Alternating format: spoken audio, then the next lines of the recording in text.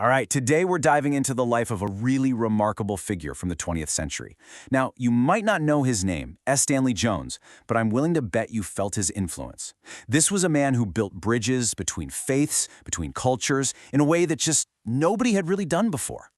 I mean, get this, back in 1938, Time magazine called him, and I quote, the world's greatest Christian missionary. That's not just high praise, that is a massive statement. So who was this guy? And what on earth did he do to get that kind of recognition? So, here's how we're going to tackle his story. We'll start with what made him so different, then look at his call to India, his game-changing methods, his time on the world stage, and finally, the legacy that he left for all of us. All right, first up, what made this guy so different? You got to remember, this was a time when missionary work could be pretty, well, confrontational. Jones looked at that and decided to take a completely different road. So, on paper, Jones was an American Methodist missionary, a theologian, and a really prolific author. People started calling him the Billy Graham of India, which gives you a sense of his impact. But his influence went way beyond just religion. I mean, he was a trusted friend to the key leaders of India's independence movement. We're talking Mahatma Gandhi and Jawaharlal Nehru.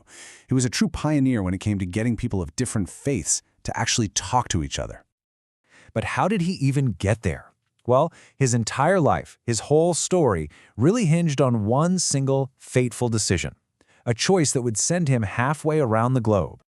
So, let's rewind a bit. He was born in Baltimore way back in 1884.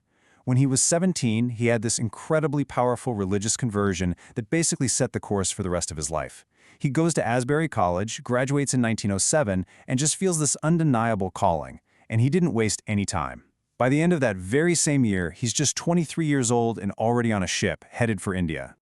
And the way it happened is just so clear and striking. Picture this, he's literally holding two letters in his hands. One is an offer for a pretty promising career right there in America. The other, a mission to India. He prayed on it, and the answer he got was just this simple, direct command, go to India. And that was it. For him, there was absolutely no looking back. Okay, so this is where the story gets truly revolutionary. Because once he got to India, Jones didn't just follow the old missionary playbook. Nope. He basically took it, threw it out the window, and started writing a brand new one from scratch. Think about the traditional approach back then. It was often about attacking other religions to prove that yours was better. It was all about preaching at people, with the single goal of conversion. Jones just flipped that completely on its head. His focus was on dialogue, on understanding. Instead of just shouting at crowds, he wanted to listen, especially to the educated classes in India. And to do that, he came up with this method he called the Round Table Conference. And what kicked this whole thing off with one simple, pivotal question. See, early on, he was mostly working with the Dalits, the lower castes. And one day, a Hindu judge stops him and asks, "Why do you only go to the lower castes? Why don't you come to us?" The judge basically said, hey, the educated folks, we want to hear what you have to say too, but it has to be on our terms. And that one question, it just stuck with Jones and sent him into a total crisis. So you've got this challenging question swirling in his head, and on top of that, he's just physically exhausted from working relentlessly. It all led to a complete breakdown, physically and spiritually. He basically burned out. He had to take a leave of absence and head back to America. But, it was during that really dark time, that period of rest and reflection, that he came up with the core ideas for his new, groundbreaking, and really inclusive approach. So this new method he developed was the Round Table Conference, and the concept was simple but powerful. Create a space where everyone was an equal. Didn't matter if you were Hindu, Muslim, Christian, whatever, you could come together and discuss spiritual things openly. The key rules were no debates and absolutely no pressure to convert. The entire focus was on mutual understanding. And in that kind of respectful atmosphere, people actually wanted to listen.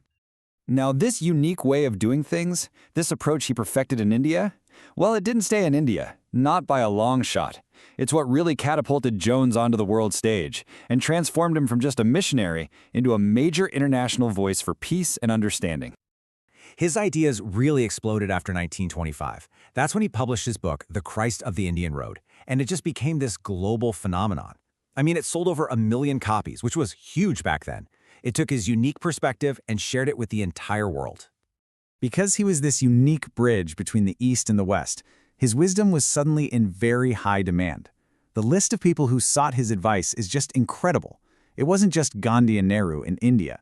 He was advising leaders like Chiang Kai-shek in China, and his influence went all the way to the White House, to President Franklin D. Roosevelt. And he wasn't just sitting on the sidelines giving advice either. He was actively involved.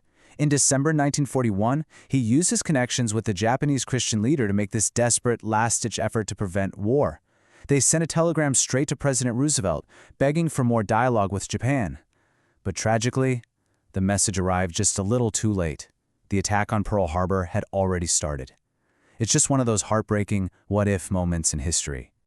So finally, let's talk about his legacy, because it is truly enduring. Jones's impact didn't just fade away after he was gone. The bridges he built, well, they became institutions and movements that are still around today. He left behind some really concrete things. For starters, he founded the very first Christian psychiatric center in India, Noor Manzil, and it's still operating.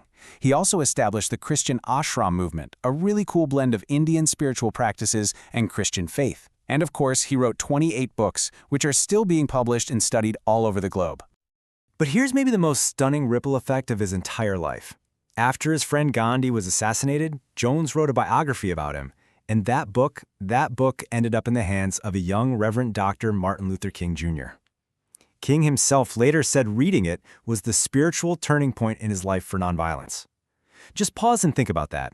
An American missionary in India directly helped shape the philosophy of the leader of the American civil rights movement. It's an incredible connection. In Jones, he never really stopped. He had a stroke late in his life, and even then, he dictated his final book from his bed. He passed away in India in 1973. He was 89 years old, and he died in the country that he had given over 60 years of his life to. So, his life really leaves us with a big question, doesn't it? When you look at our world today, which can feel so divided, the example of E. Stanley Jones, this man who chose to listen more than he spoke, who built bridges instead of walls, it feels more important than ever. So what can we all learn from a life that was so completely dedicated to finding common ground?